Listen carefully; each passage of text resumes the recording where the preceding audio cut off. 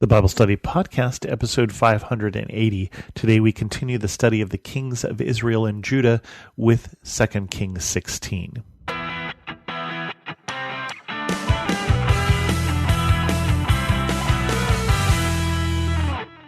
Welcome to the Bible Study Podcast. I'm your host, Chris Christensen. We get into 2 Kings 16, and unlike last chapter, we have only one king to focus on, and that is Ahaz, king of Judah. In the 17th year of Pekah, son of Remaliah, Ahaz, son of Jotham, king of Judah, began to reign. Ahaz was 20 years old when he became king, and he reigned in Jerusalem 16 years. Unlike David his father, he did not do what was right in the eyes of the Lord his God. He followed the ways of the kings of Israel, and even sacrificed his son in the fire, engaging in the detestable practices of the nations the Lord had driven out before the Israelites. He offered sacrifices and burned incense at the high places, on the hilltops, and under every spreading tree. We have not talked about why God has something against Israel and why God had something against the people before Israel, that he drove them out when Joshua and the people of Israel came in a while. We talked a while ago about the worship of Baal, how it had ended, and the worship of Asherah had continued, which was also evil in the eyes of the Lord. And not just because it was a false god, but again we get here that he's influenced by the people around him, and he's influenced so much and to do such evil that he sacrifices his own son in the fire. And this was part of the reason why the people who were there before, the Canaanites, were destroyed. And so he has gone back to it, which is not wise. So we've had a series of good kings in Judah, but now we've got something else. Continues, then Rezin, king of Aram, and Pekah, son of Remaliah, king of Israel, marched up to fight against Jerusalem and besieged Ahaz, but they could not overpower him. At the time, Rezin, king of Aram, recovered Elath for Aram by driving out the people of Judah. Edomites then moved into Elath and have been living there to this day.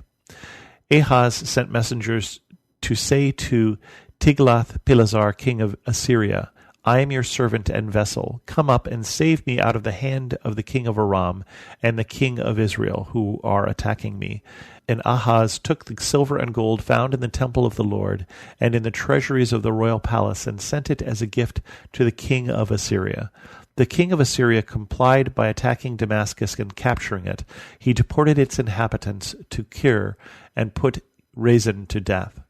Then King Ahaz went to Damascus to meet Tiglath-Pileser, king of Assyria. He saw an altar in Damascus and sent to Uriah the priest a sketch of the altar with detailed plans for its construction. So Uriah the priest built an altar in accordance with all the plans that King Ahaz had sent from Damascus and finished it before King Ahaz returned. When the king came back to Damascus and saw the altar, he approached it and presented offerings on it. He offered up his burnt offering and grain offering, pouring out his drink offering, and splashed the blood of his fellowship offering against the altar. As for the bronze altar that stood before the Lord, he brought it from the front of the temple, from between the new altar and the temple of the Lord, and put it on the north side of the new altar. King Ahaz then gave these orders to Uriah the priest. On the large new altar offer the morning burnt offering and the evening grain offering, the king's burnt offering and his grain offering, and the burnt offering of all the people of the land, and their grain offering, and their drink offering.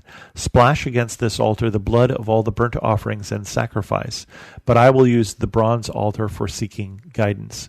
And Uriah the priest did just as King Uzziah had ordered. Now, remember, part of the things that we're told here is that one of the problems we have with this king is that he is following in the ways of the people around him. He even goes to the point here of looking to the help of his strong neighbor, the Assyrians, for help with the king of Aram and for help with Israel, instead of calling to the Lord, and that is certainly what we would hope that he would do.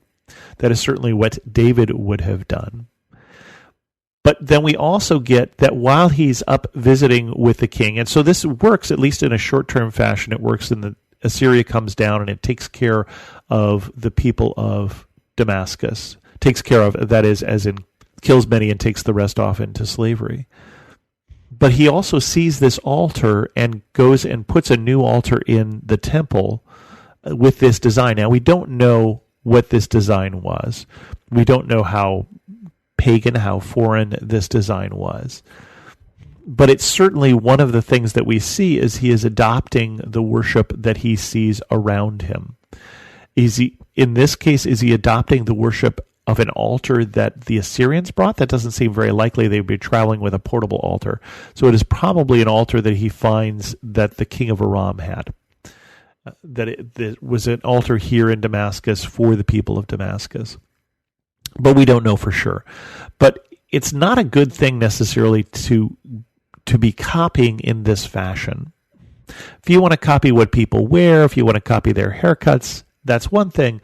But copying their religious practices when you are supposed to be the people of God who are doing what God revealed to you, when he brought you out and made you a nation and brought you out from Egypt, isn't a good idea. And that's not going to take you in a direction that God is going to be happy with.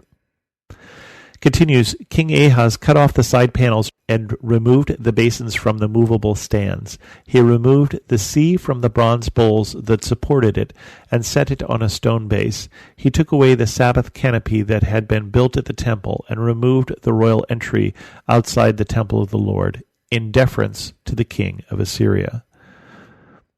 As for the other events of the reign of Ahaz and what he did, are they not written in the book of the annals of the kings of Judah? Ahaz rested with his ancestors and was buried with them in the city of David, and Hezekiah his son succeeded him as king. So he's doing restoration in the temple, but not in a good way. We're going to see another king come forward in the future who is going to do some restoration in the temple in a good way, in a way that pleases God. This is not that. This is basically looking around at what everybody else does and doing that. Or looking at Assyria and saying, I want to be just like him. And so we're going to change some things in the temple of the Lord. Remember, that's how we called this here in this sentence here. It wasn't the temple of Ahaz. It wasn't the temple of Judah. He's saying he's making arrangements in the temple of the Lord. That's what the sentence said, in deference to the king of Assyria. That's a bad combination. Right? It's either the temple of the Lord's or it's the temple of the king of Assyria. And we have to remember to keep first things first. With that, we're going to end this episode of the Bible Study Podcast. If you have any questions, send an email to host@thebiblestudypodcast.com, or better yet, leave a comment on this episode at thebiblestudypodcast.com. And thanks so much for listening.